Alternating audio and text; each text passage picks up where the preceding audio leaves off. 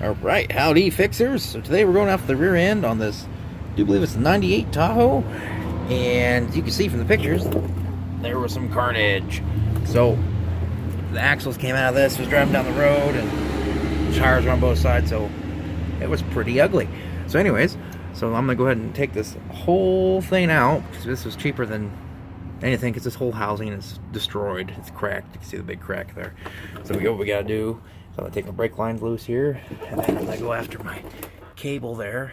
Disconnect the cable from this side here, and we're just going to go ahead and run our hardware off our used rear end. And we're going to put everything back together. I've soaked our big bolts, so everything can come off a little easier. And I've soaked our axle, or our shock mount bolts, and get this stuff loose. So keep following me and see what's doing. If you like what I'm doing for you, give me a like, give me a subscribe, and tell a friend about it. So here we go.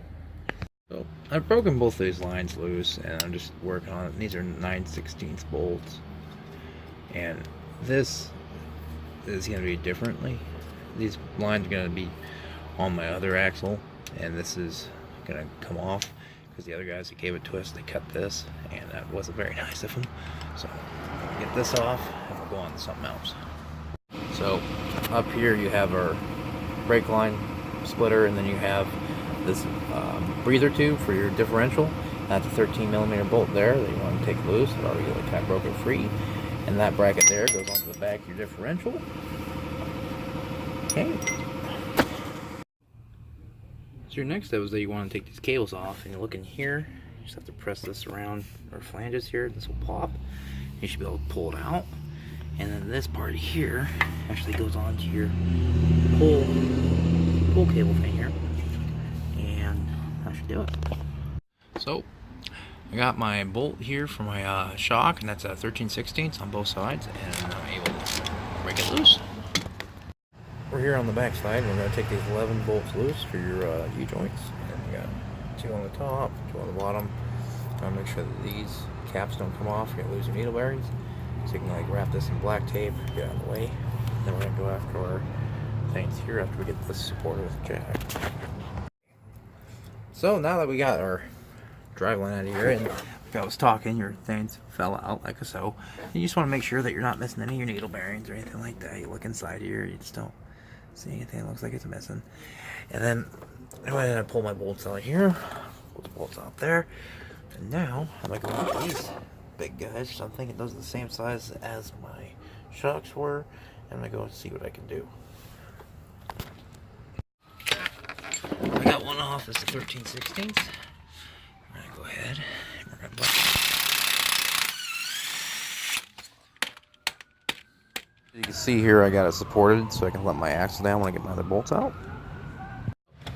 I have to break it loose. These are pretty tight, so we'll break it loose first for you with impact.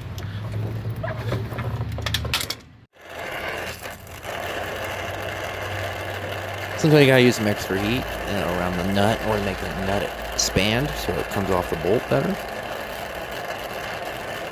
After all that's loose, you go ahead and let her down. So I went ahead and got brand new U-bolts and everything and hardware, and it's 111 foot-pounds to make sure it's tight. And you want to make sure you tighten it correctly, because if you just rattle it with a gun, you're never going to get it tight enough. I did that. I was like, well, I'll check my torque, and the rattle only got it to like 12 foot-pounds.